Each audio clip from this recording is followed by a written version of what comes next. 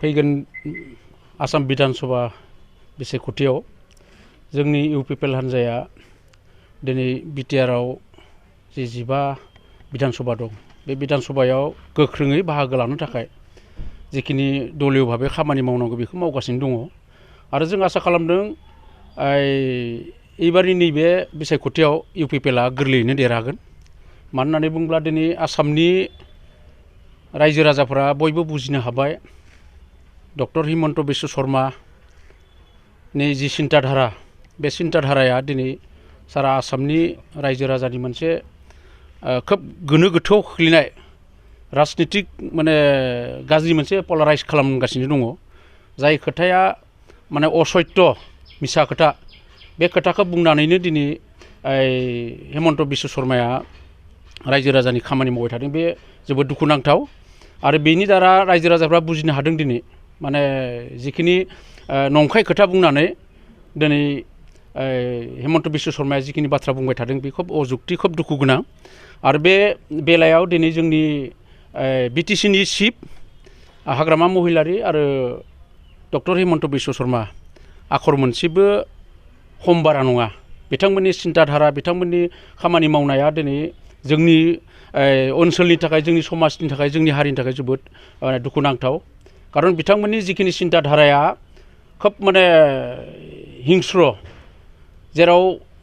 माने समाजखौ फोजोबनानैब्लाबो राजनितिक पावारखौ लाखिनाय बे मोनसे सिन्ताधाराजों बिथांमोना खामानि मावबाय थादों आरो बेनो दिनै आसामनि गासै माने राजनितिक बुब्लियाव गाज्रि मोनसे प्रभाब गोलैदों आरो बेनिखायनो दिनै रायजो राजाफ्रा खोब सिन्ता खालामदों जे खसाकै आसामाव जुदि मोजां राजनितिक बाताबरन लाबोनांगौब्ला दिनैनि दिनाव डक्टर हिमन्त बिश्व शर्माखौ गारनानै सिन्ता खालामनो गोनां जादों आरो बेखौ लानानै दिनै जोंनि बिटिआर ओनसोलाव खसाकै दिनैनि दिनावहा बिपिएफ आरो बिजेपि जि मोनसे बुजापरा जानायनि लामायाव थांगासिनो दङ बेखौ नायनानै रावबो रायजो राजाफोरा दिनै बिपिएफनोबो बिजेपिनोबो माने भट होनो थाखाय रावबो गोसो गैया आरो बे हिसाबैनो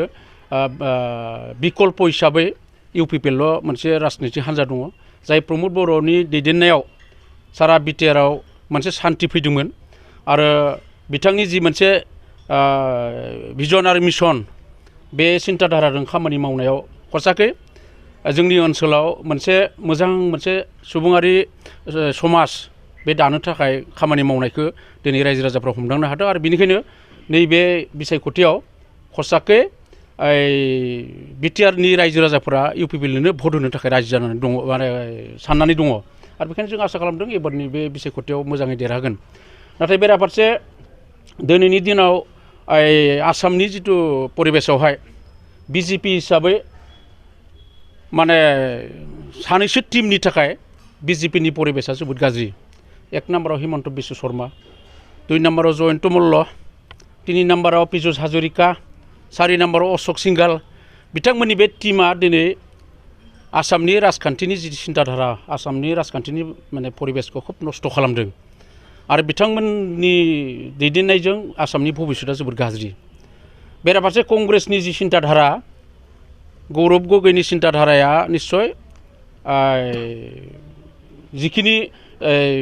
आसामनि रायजो राजाफोरनि थाखाय खामानि मावनो लादों बेखौ खिन्थु दिनैनि दिनाव बिथांनिबो जिखिनि टीम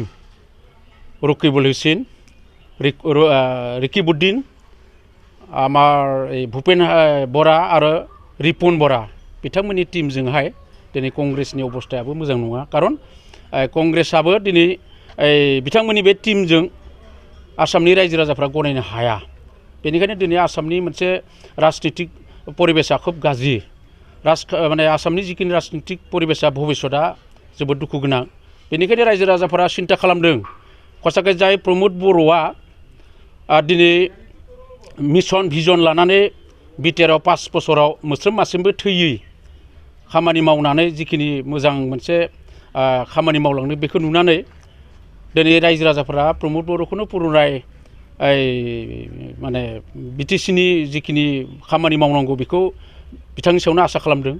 लोगोसे प्रमद बर'आ नैबे बिधान सभा इलेक्शनाव बिटिसिआव 26टा जनगोष्ठीखौ लानानै खामानि मावदोंमोन नाथाय एबारनि बे बिधान सभायाव 140टा जातिनि भिजन मिशन डकुमेन्टखौ लानानै खामानि मावनायनि मोनसे सिन्ताधारा खालामनाय जादों। आसामनि बे 140टा जनगोष्ठीनि जिखिनि राव थुनलाइ हारिमु बेनि माने जौगानायनि खामानि मावनायनि मिशनजों प्रमद बर'आ दिनै खामानि मावनो ओंखारदों। बेनिखायनो अल आसामाव दिनै प्रमद बर'नि जि मोनसे मिशन भिजन बेखौ लानानै आसामनि बुद्धिजीबि महला